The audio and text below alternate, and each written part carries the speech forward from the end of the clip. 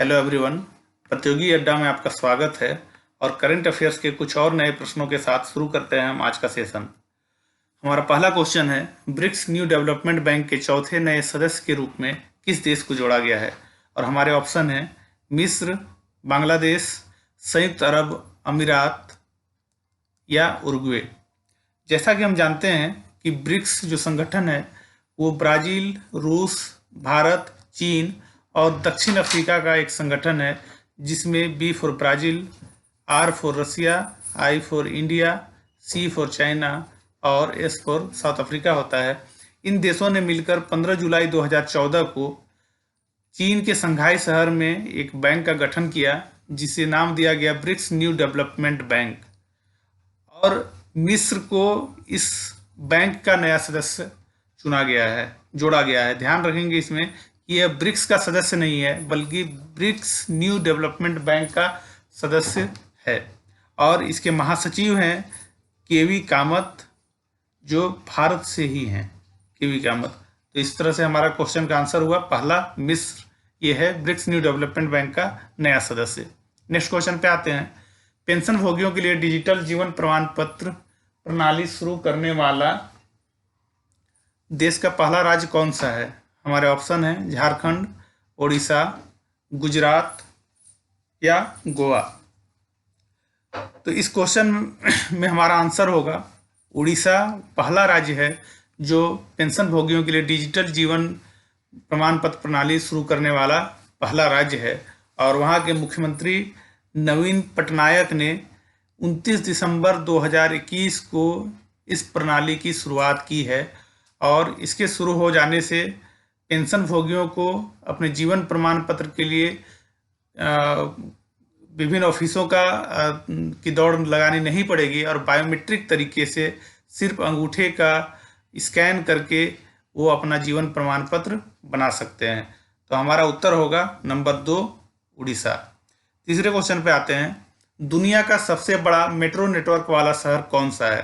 हमारे ऑप्शन है Tokyo, Shanghai, Singapore और मेलबर्न। टोक्यो जापान की राजधानी है, हम सभी जानते हैं। शंघाई चीन का शहर है। मेलबर्न ऑस्ट्रेलिया का शहर है। और इसमें से सबसे बड़ा मेट्रो नेटवर्क वाला शहर कौन है, यही हमारा क्वेश्चन है। तो यहाँ पे हम इससे संबंधित कुछ और फैक्ट जान लेते हैं कि भारत में पहले नंबर पर जो मेट्रो नेटवर्क वाला शहर है वो दिल्ली है और दूसरे नंबर पर हैदराबाद है। ये पहले 2 राज्य शहर हैं भारत के जहाँ पे सबसे बड़ा मेट्रो नेटवर्क है। जबकि विश्व में शंघाई वो शहर है जहाँ पर सबसे बड़ा मेट्रो नेटवर्क है और यहाँ पे मेट्रो नेटवर्क की लंबाई है 831 किलोमीटर।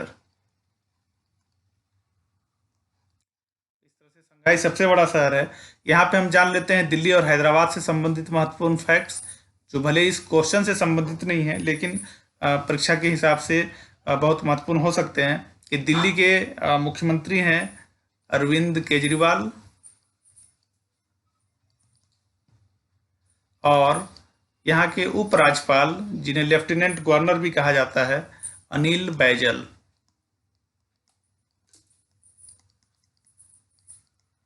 और हमको एक बात यहाँ पे जानना चाहिए कि यहाँ के जो उपराज्यपाल हैं उनको पूर्ण राज्यों की तुलना में मुख्यमंत्री से ज़्यादा अधिकार प्राप्त होते हैं और ये कई मामलों में निर्णायक भूमिका भी निभाते हैं। वहीं हैदराबाद के मुख्यमंत्री हैं के चंद्रशेखर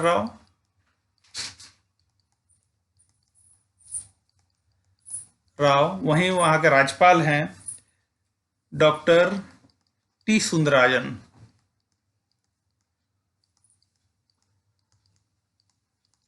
तो ये क्वेश्चन से संबंधित फैक्ट्स हैं अलग से। नेक्स्ट क्वेश्चन पे हम आते हैं।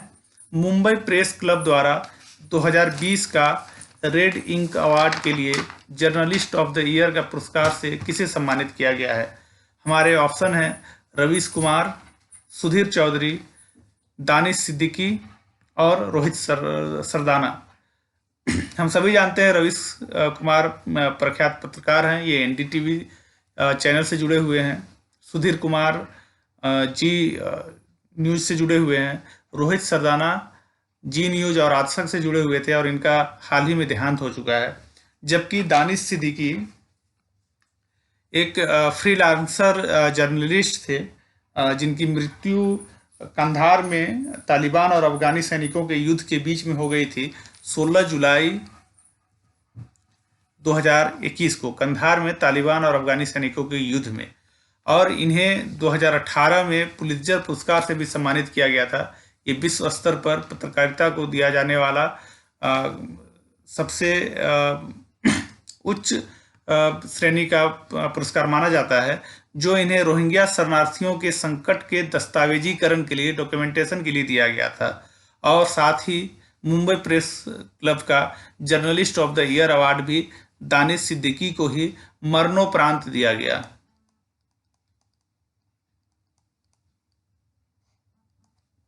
नेक्स्ट क्वेश्चन पे आते हैं। किस बीमा कंपनी ने अपने फुट स्टॉप को बढ़ाने के प्रयास के तहत बांद्रा कुर्ला कॉम्प्लेक्स मुंबई में डीजी जोन का उद्घाटन किया है? हमारे ऑप्शन है SBI life, Reliance Nippon, Bharatiya Jeevan बीमा निगम या बजाज एलियांस। तो हमारा यहाँ पे उत्तर होगा भारतीय जीवन बीमा निगम। इसने अपने बांद्रा कुर्ला कॉम्प्लेक्स में मुंबई में डीजी जोन का उद्घाटन किया है। और इससे पहले इसके LIC कस्टमर, LIC पे डायरेक्ट और माई LIC नाम से 3 ऐप ऑलरेडी पहले से चल रहे हैं। इस डीजी जोन में जो ग्राहक हैं, उपभोक्ता हैं या बीमा कराने वाले व्यक्ति हैं, वो अपना ऑनलाइन पॉलिसी ले सकते हैं, प्रीमियम का ऑनलाइन पेमेंट कर सकते हैं या पॉलिसी से संबंधित जानकारी भी ले सकते हैं यहाँ पे लगे कियोस्क से। आपने कई जगह पे देखा होगा कियोस्क। SBI खासकर जो पासबुक खाता अपडेट करने के लिए एक जो मशीन लगी रहती है, कियोस्क मशीन, उसी तरह का यहाँ पे भी व्यवस्था की गई है, जहाँ पे कस्टमर अपने जानकारी ले सकते हैं, अपने प्रीमियम पेमेंट कर सकते हैं और ऑनलाइन पॉलिसी भी खरीद सकते हैं। नेक्स्ट क्वेश्चन पे आते हैं। रेलवे बोर्ड के नए अध्यक्ष और मुख्य कार्यकारी अधिकारी के रूप में किसे नियुक्त किया गया है? रेलवे बोर्ड के नए CEO कौन है? हमारे ऑप्शन है सुनीत शर्मा, विनय कुमार त्रिपाठी, राजीव आहूजा और चौथे हैं शांतिलाल जैन। हमारा उत्तर यहाँ पे निश्चित रूप से होगा विनय कुमार त्रिपाठी। ये 1983 बैच के IRSEE Indian railway services of electrical engineers के अधिकारी हैं और इनकी नियुक्ति 1/1/2022 के प्रभाव से 30/6/2022 तक की गई है। इस पद पर नियुक्त होने से पहले ये उत्तर पूर्व रेलवे के महाप्रबंधक थे, जबकि सुनीत शर्मा जो हैं वो निवर्तमान रेलवे बोर्ड के CEO हैं और इनके रिटायरमेंट के बाद ही विनय कुमार त्रिपाठी को रेलवे बोर्ड का नया CEO नियुक्त किया गया है। जबकि राजीव आहूजा जो हैं वो RBL बैंक के मैनेजिंग डायरेक्टर और चीफ एग्जीक्यूटिव ऑफिसर हैं, वहीं शांतिलाल जैन इंडियन बैंक के CEO हैं। तो इस तरह से हमारा उत्तर होगा विनय कुमार त्रिपाठी। नेक्स्ट क्वेश्चन पे आते हैं। भारतीय तटरक्षक बल के नए अध्यक्ष कौन हैं?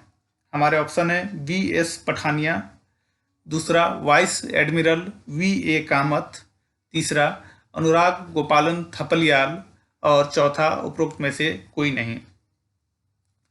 तो वाइस एडमिरल VA कामत पहले अध्यक्ष थे भारतीय तटरक्षक बल के, जबकि अनुराग गोपालन थपलियाल निवर्तमान, मतलब अभी जस्ट इनकी रिटायरमेंट हुई है, उसके बाद ही नए अध्यक्ष VS पठानिया, वीरेंद्र सिंह पठानिया की नियुक्ति भारतीय तटरक्षक बल के नए अध्यक्ष के रूप में की गई है। नेक्स्ट क्वेश्चन पे आते हैं। प्रधानमंत्री नरेंद्र मोदी ने उत्तर प्रदेश के किस जिले में, यहाँ पे इस टाइप हो गया है, किस जिले में मेजर ध्यानचंद खेल विश्वविद्यालय की आधारशिला रखी है? हमारे ऑप्शन है मेरठ, लखनऊ, आगरा या प्रयागराज। ये चारों ही शहर उत्तर प्रदेश के हैं और प्रधानमंत्री ने मेरठ शहर में मेजर ध्यानचंद खेल विश्वविद्यालय की आधारशिला रखी है, मेरठ शहर के सरधना स्थान पर। हम सभी जानते हैं कि मेजर ध्यानचंद हमारे देश के महान हॉकी खिलाड़ी रहे हैं और इन्हीं के जन्म दिवस के अवसर पर 29 अगस्त 1905 इनका जन्म दिवस था और इसी को भारत में खेल दिवस के रूप में मनाया जाता है।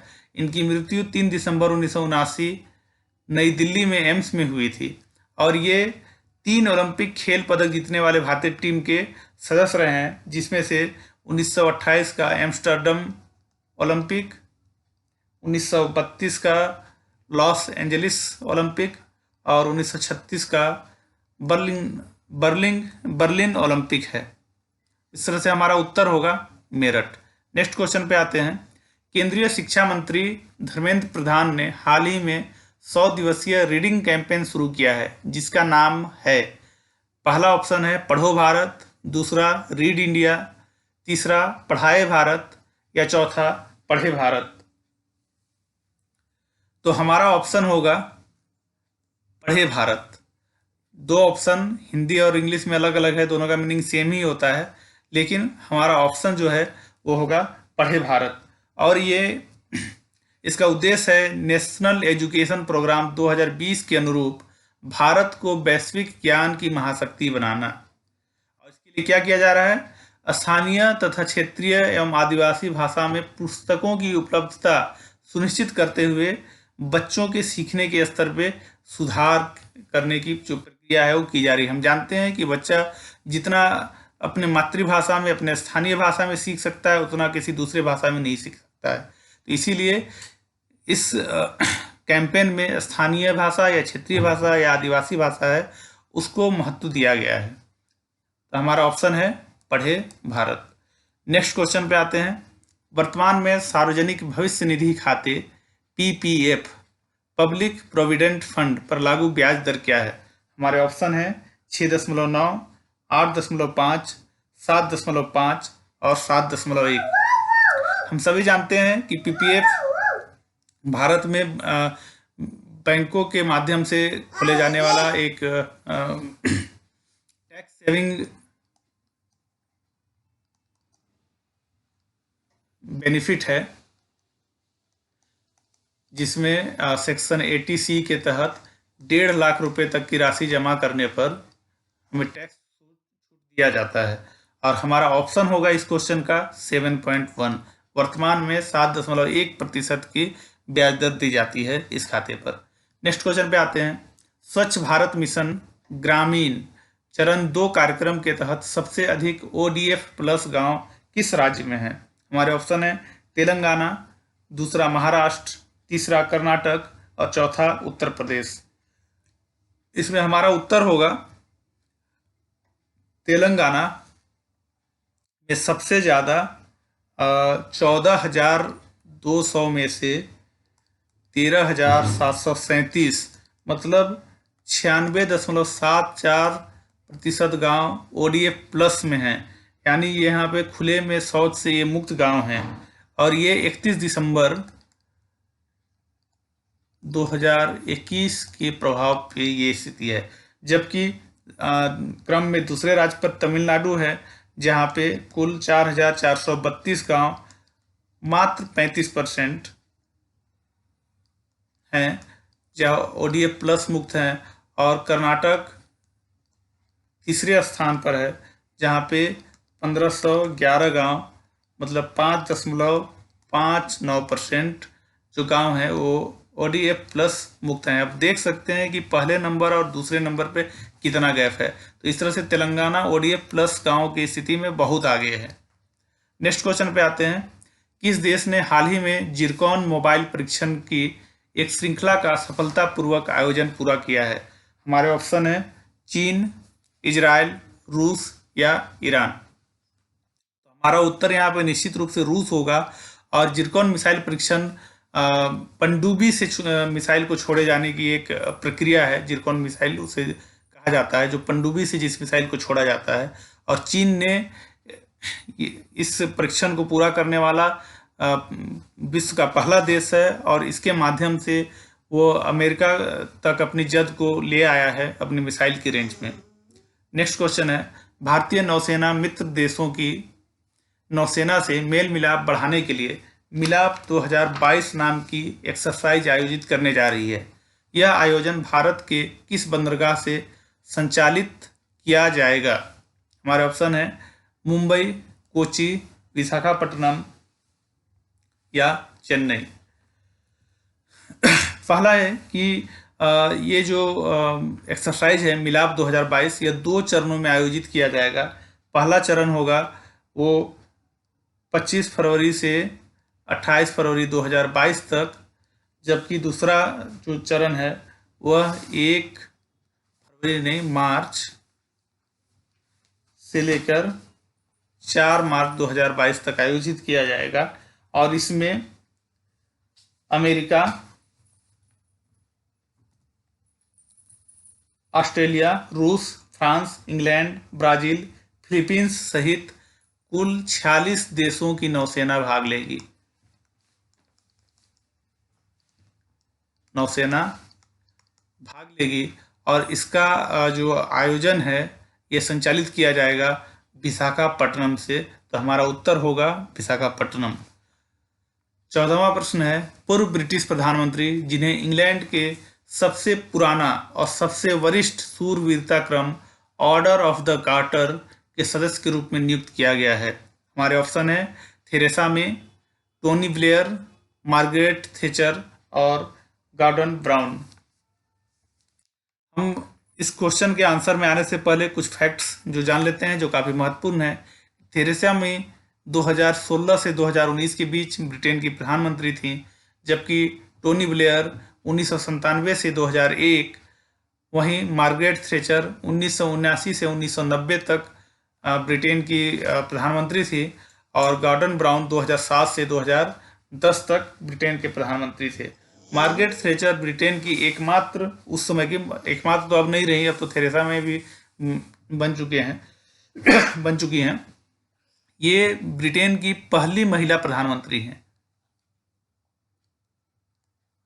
ब्रिटेन की। लेकिन इस क्वेश्चन का आंसर होगा टोनी ब्लेयर। इन्हें ऑर्डर ऑफ द गार्टर के सदस्य के रूप में नियुक्त किया गया है और इन्हें अब सर टोनी के नाम से जाना जाएगा। अब इनके नाम के पहले सर लगाया जाएगा। नेक्स्ट क्वेश्चन पे आते हैं, किस राज्य या केंद्र शासित प्रदेश में तिब्बती बौद्धों के पारंपरिक नव उत्सव लोसार महोत्सव मनाया जाता है? लोसार महोत्सव जो तिब्बती बौद्धों का पारंपरिक नव वर्ष है।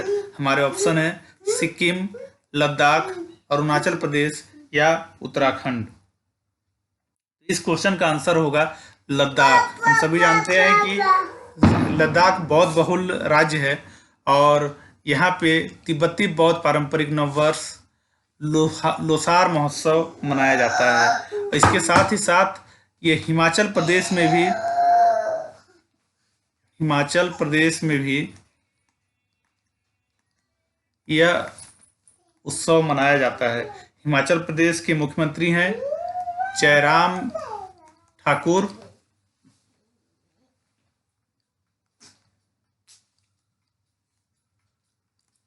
और वहाँ के राज्यपाल हैं बंडारू दत्तात्रेय।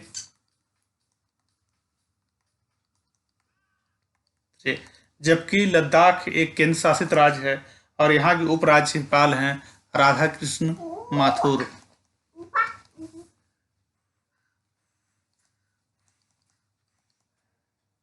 तो ये सब भी काफ़ी इंपॉर्टेंट फैक्ट्स हैं जो परीक्षा में पूछे जा सकते हैं। नेक्स्ट क्वेश्चन पे हम आते हैं, फोटो पत्रकारिता श्रेणी में रामनाथ गोयनका पुरस्कार किसे दिया गया है? हमारे ऑप्शन है निहाल कोसी, धीरज मिश्रा, जिशान ए लदीप या सुमंत बनर्जी। तो हम देखते हैं कि निहाल कोसी द इंडियन एक्सप्रेस के पत्रकार हैं